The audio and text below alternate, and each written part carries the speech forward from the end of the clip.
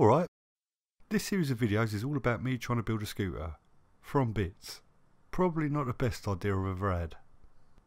The scooter I'm going to build is an Innocenti Lambretta Li125, and rather than starting with an overpriced complete scooter, I decided to build it from scratch, starting with a frame and knackered motor from eBay. So let's see what I bought. Here we have the motor I picked up on eBay. It's a very battered, oil covered, seized Li125 motor, and it's time to get this thing apart and see what's going to be usable in the rebuild. First thing is to get these linkages and controls off. With them off, I can start to find out what killed this engine, and the first clue is going to be checking what colour the spark plug is.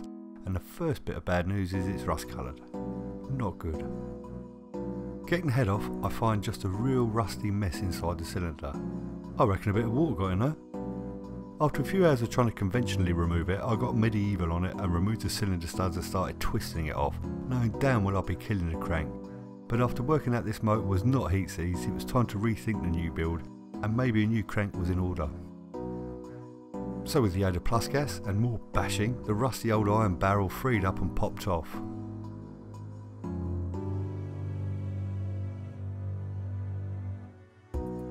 And with the knowledge the crank's days were up, I hammered the gudgeon pin out unceremoniously.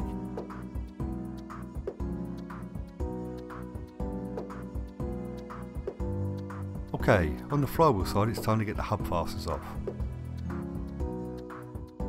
And then using the official side of the road flywheel holding tool, and remembering it's got a right hand thread, I got the flywheel nut off and got the puller in place and dragged the sorry looking 6V item off. Inside I find this funky looking mess. Now for more fun and games with plus gas and hammers, trying to get the stator plate off.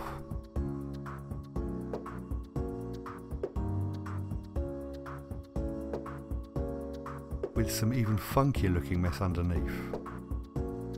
Back to the hub. I can now get pulling that off, and as you've seen the hub has a snapped stud lug, so no need for mechanical pulling. I'm just going to whack the bugger off. Finally I can find out what really ended this motor's life. Time to remove the chain cover.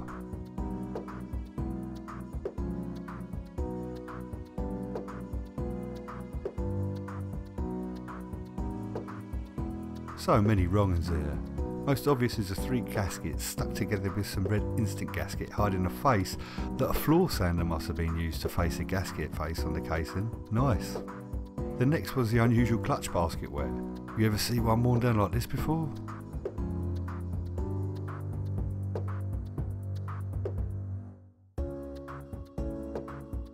So filing down that ridiculous wear, I managed to get the retaining circlip off.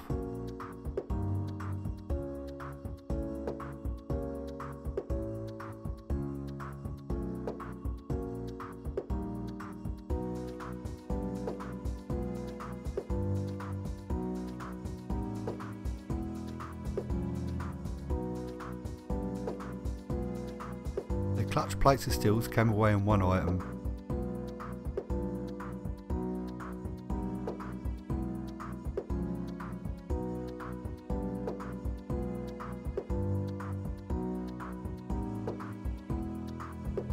And now I can get to the main clutch nut, and trust me, it never came away that easily.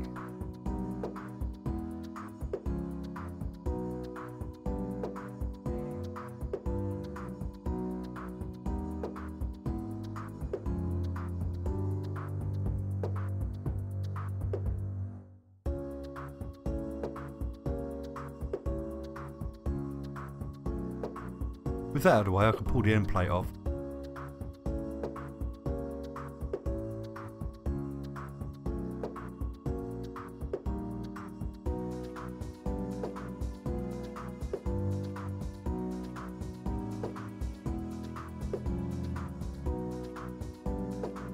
And remove the gear sprockets, which are all in good nick, just the wrong number of teeth, so they all go in the bin.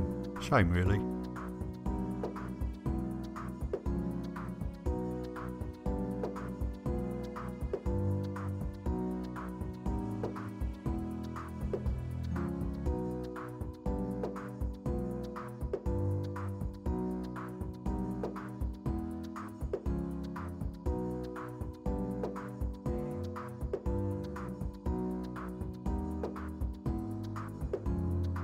Flipping the motor over, I can have a look at the main seal.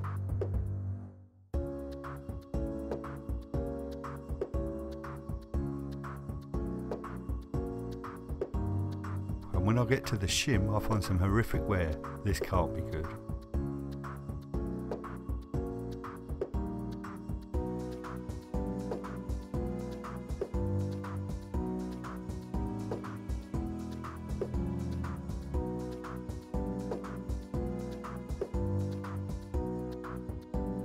Back on the other side, I pull the gear selector arm and finally find some usual wear on the selector pulls. Now this was disappointing. After getting the lace shaft out, which at first looked good, I found this damage on the splines. God knows what causes that, but what I do know is replacing it is going to cost me a couple of quid. After that letdown, it's back to more usual, although extreme wear, on the gear selector. Up to the primary drive, and with more sneaky editing I can get that off. Yeah, that was on stupidly tight, as if someone was making amends for a previous mistake. Stay tuned for that.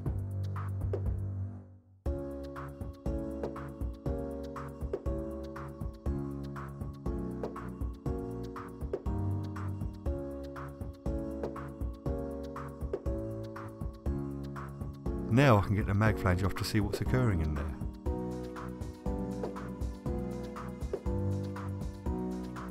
Unfortunately, the removing threads have been stripped, so it's time for some more controlled bashing, and thankfully it all came apart easily.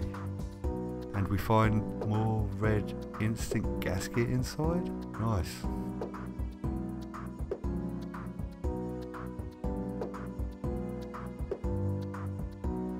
With the crank jiggled out, we find more red seal. I mean, really? The crank's in good nick, but my hastily rethought out engine plans would make it obsolete, so off to one side with it. Now you're not seeing things, that is genuinely how loose those plate retaining screws were.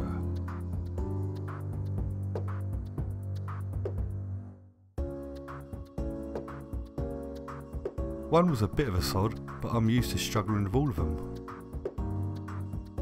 Well, I can't say I was surprised.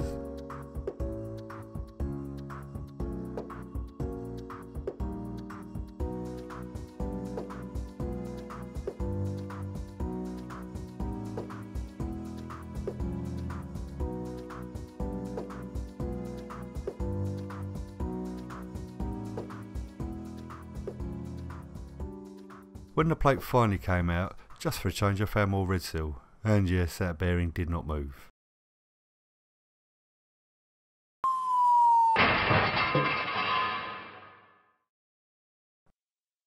Well, that was disappointing. Let's hope I have better luck with the frame. And this is the frame I paid way too much for and became a little disappointed with upon closer inspection.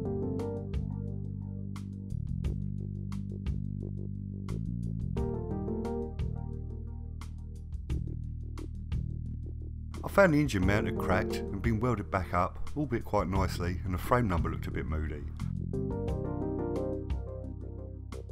What had been conveniently cropped out the photos on eBay was the fact that the back had been folded in. Not too bad, but the loop had split. Overall though, it was quite sound with no serious rust, was its original paint and all measured up straight and square. Let's crack on sorting the back end out.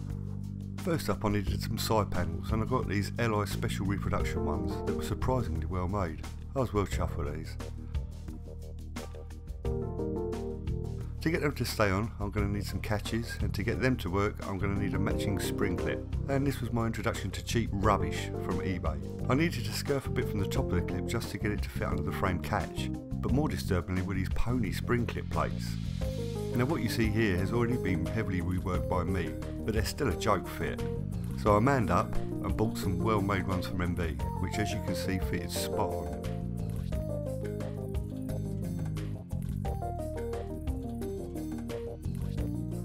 The last bits I would need to get the back end straight was this mudguard and a reproduction rear light.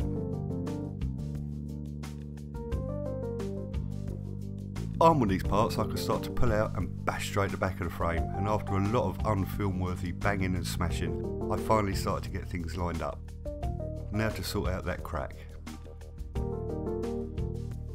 After getting a decent bead of weld over the crack I could start to dress the panel a bit better, and here you can see me getting the lip straighter.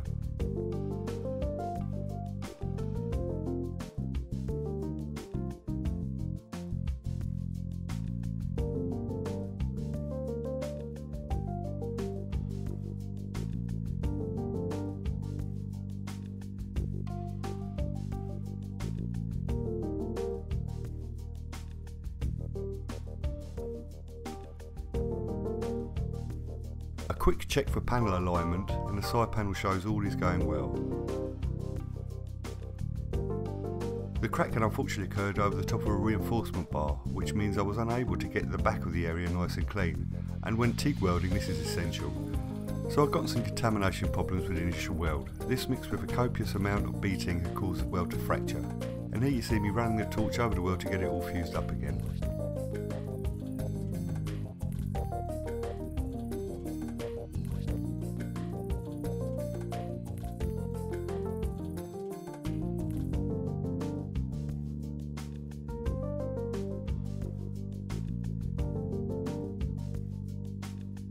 With some final grinding and dressing, I got the loop to the point I was happy to get the frame powder coated.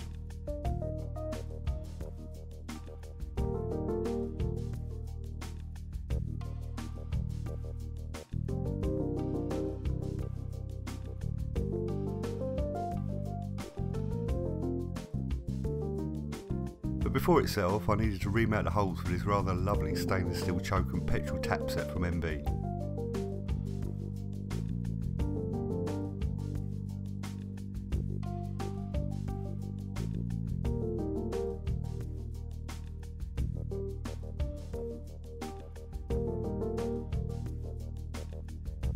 With that done, it was off to the powder coaters.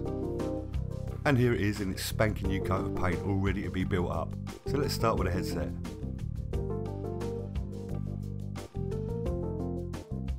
First I need to get this Casa chrome ring in.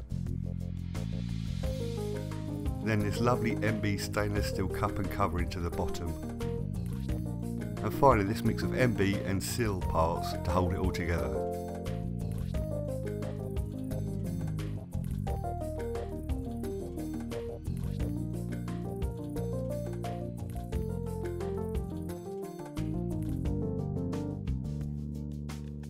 Using plenty of assembly paste and this rather handy and very well made headset press from MB, I can get all the cups into the head tube nicely.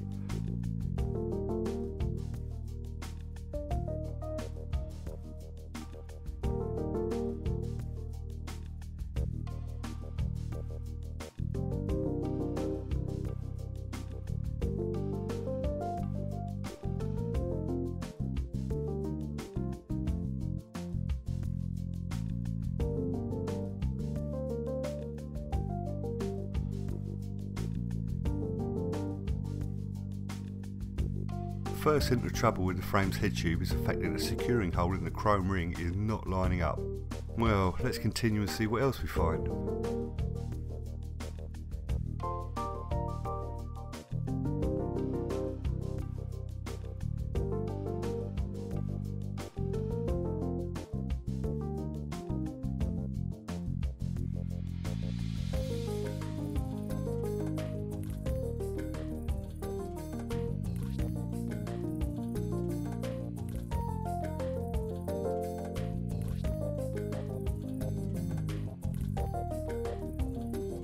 Notice how that sill cup almost fell in? I will have to do something about that later on.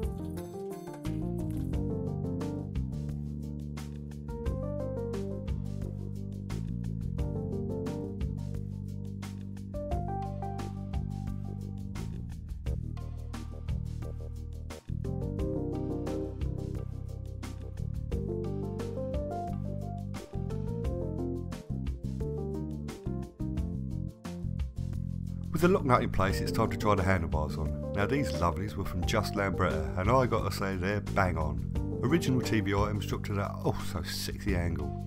Unfortunately they arrived with nicely chromed but very cheap looking headlight bezel. Well, that's going, and I'm going to use this rotten old one instead. Why? For the last 31 years I kept hold of this. It's a bezel of my very first scooter, an SX200. But that's another story. For now let's just say this crap is going on. With this original clamp bolted down inside I can position the bars, which instantly went wrong. Now as you can see there is zero gap between the chrome ring and the bars, but more alarming is when we look at the notch at the top of the fork steerer tube and then place the bars on, we can see there's no way of getting the fixing bolt through that hole. This all looks like either the steerer on the forks is not long enough or the head tube is too long, and after the misalignment of the chrome ring securing bolt I know which one my money's on. Now the best way of working this out is going to be getting some leg shields on. And here they are. Now this purchase was a surprise. Genuine LI125 chrome ring leg shields in fantastic condition. Seriously, I was so made up with these. Only a few little dings and dents, bit of rust damage and a couple of little tears. My faith in eBay sellers have been restored. Let's get them in place. With the leg shields bolted down to the floor runners, the true horror of the head tube comes to light. Before sending this frame to the powder coaters, I had meticulously measured and checked this frame for crash damage and trueness as best as I could without a jig. What I wasn't looking for was manufacturing fault.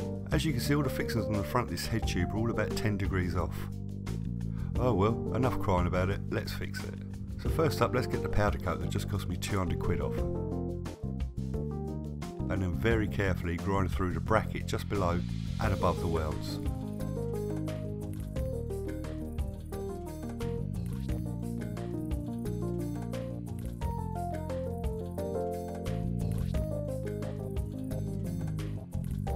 After grinding off the old welds and using the leg shield to position the bracket, we can see everything lines up nicely again, and I'm going to have enough play to face down the head tube.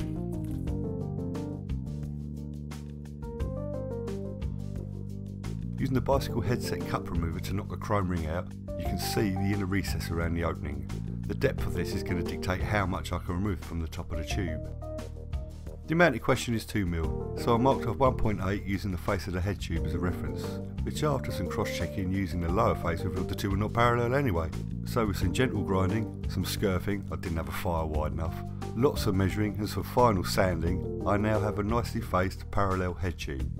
Now I did consider cutting off and re-welding the threaded chrome ring fixing block, but for a nice weld you need some good penetration through the tube, and with no way of reaming the inner recess I would have a hell of a time getting the chrome ring back in. Talking of which, here you see it refitted after facing the head tube, and we can see it's now the right height just on the piss. So after marking a new locating hole position with the grub screw, I drilled a new locating hole. And after welding up the old one and trying to chamfer the new hole, I ended up with this.